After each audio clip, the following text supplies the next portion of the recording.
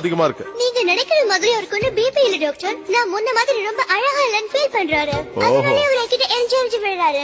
அப்படிலாம் இல்ல டாக்டர்.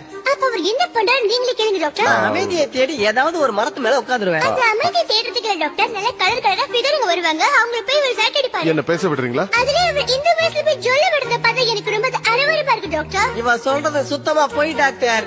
சின்ன வயசுல இருந்து இவளுக்கு என் மேல சந்தேகம். பச்சை குழந்தை கொண்டு தெரியாது பாரு. இதுவே கல்யாணம் இவளோட ஆசை என்ன தெரியுமா டாக்டர்? 24 மணி நேரம் இவ கூடயே இருக்கணுமா? அது எப்படி டாக்டர் முடியும்? டிரைவர்ஸ் கொடுக்குறேன். அப்பா போயிட்டாளா? இனிமே நிம்மதியா பேச முடியும். ஏன் டாக்டர் என்ன பார்த்தா வயசான மாதிரியா தெரியுது? காதுல இன்ஃபெக்ஷன் இருந்தா கூட அடிக்கடி இப்படிதான் தலை சுத்தும். ஓஹோ, அது சரி. இந்த பழக்கம் வேறயா? இந்த பழக்கம் மட்டும் தான் இருக்கு டாக்டர். Love baby. எங்க எந்திரிச்சு நில்லு நில்லு.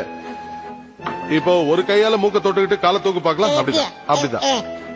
Doctor balance freeze doctor.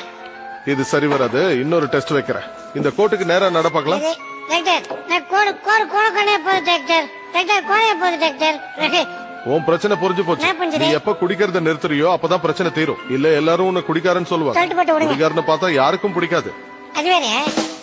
Over ஆர்வ கோளாரா இருக்கிறது மட்டும்தான் உன்னோட உண்மையான பிரச்சனை. நீ இந்த பால் மேல கான்சென்ட்ரேட் பண்றதை நிறுத்திட்டு வேற எதுலயாவது கான்சென்ட்ரேட் பண்ணணும். முதல்ல ரிலாக்ஸா இருக்க கத்துக்க. பாத்தியா, நான் சொல்ல சொல்ல உனக்கு டென்ஷன் அதிகமாயிட்டே இருக்கு. நீ இது மேல கவனம் செலுத்தாம வேற எது மேலயாவது கவனம் செலுத்து. ஓகே சரி, இந்த ஒரு தடவை நான் இந்த பால போடுறேன். அதுக்கப்புறம் நான் சொல்ற மாதிரி நீ செய்யணும். சரியா? டாக்டர் எனக்கு பிபி அதிகமாகுது டாக்டர். பால போடுங்க பால போடுங்க பால போடுங்க டாக்டர். தூக்கி போட்டு தொலையா. அதே பாபாரி அப்படி தோகா போடிற பாரோ புட்டா புட்டா டாக்டர். யோ டாக்டர் உன் மொக்க வைக்க இவங்கிட்ட வேலை கேக்குது. ஹலோ, இந்த வீட்டுக்குள்ள ஒரு டாக்டர் இருக்காருமா? இங்கதான் இருக்க. ஏன் இப்படி கத்துற? இங்க பாருங்க டாக்டர், எனக்கு கண்ணு சரியா தெரியாதால என்ன டிபார்ட்மெண்ட்ல இருந்து தூக்குறேன்னு சொல்லிட்டாங்க. ஓகே ஓகே, கொஞ்சம் பொறுமையா இரு. வரேன். வாங்க வாங்க சீக்கிரம். கத்தாத. ஓகே. இதுவும் பிரச்சனையே தீத்துரும்.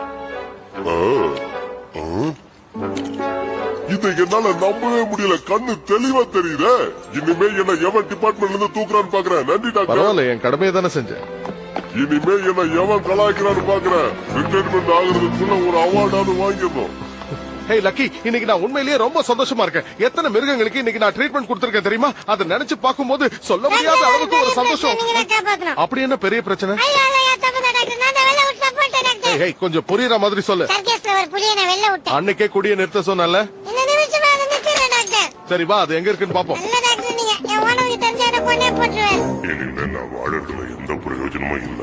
வயசாயிடுச்சுன்னு கூட பார்க்காம சர்க்கஸ்ல என்ன போட்டு ஃப்ரெண்ட் அனுப்புறாங்க. கண்ணு சரியா தெரியல, இடுப்பு வலி வேற தாங்க முடியல. இந்த பிரச்சனையில இருந்து விடுபட தற்கொலை பண்ணிக்கிட்டு தான் ஒரே வழி. கடவுளே, என்ன கூடிய சீக்கிரம் இந்த கொடூரமான உலகம் கிளம்பிடு, இல்லன்னா அது கோவத்துல அடிச்சிடும். கொஞ்சம் வாய மூடுறீங்களா? நான் என்ன பண்ணணும் நீங்க சொல்ல வேண்டிய